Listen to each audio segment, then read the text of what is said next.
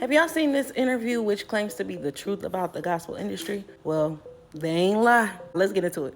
Isaac Curry is interviewing Norman Jumphy, who is a entrepreneur and CEO over Insignia Assets, and he oversees Maverick City Music and Tribal Records. He is also Travis Green, the gospel artist, his brother-in-law, and he used to manage him. That's how he got his introduction into the gospel music industry. When the interview started, I had red flags going off automatically because he's sitting there, Louis Vuitton down to the socks and shoes, has on a Cartier rings all over his fingers, a Rolex. He's just clearly about materialistic things. I was clearly right because the entire interview, everything he talks about leads to a dollar sign. He points out the dichotomy of white CCM industry versus the black gospel industry. He literally points out how he saw holes in the gospel music industry. He saw that as ways that he can manipulate and make money. For instance, when he was with Travis Green as his manager, Travis did the first inauguration for Trump when he first became president.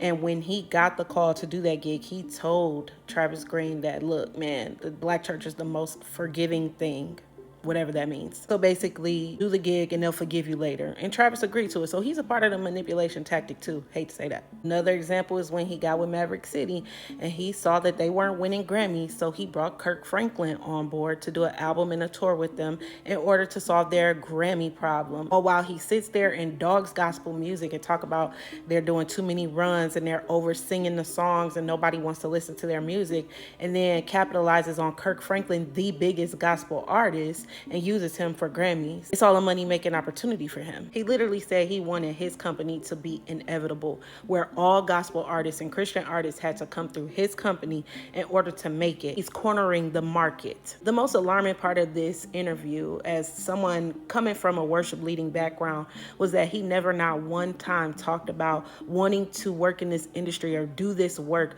to create music that would be life-changing. He instead talked about it as just dumbing down the music and making it more palatable so that it can get more sales. That was the worst part of the whole entire thing. What's even sadder is that he did it. What has the industry become? All about money, which is why we're seeing a rise in deconstruction.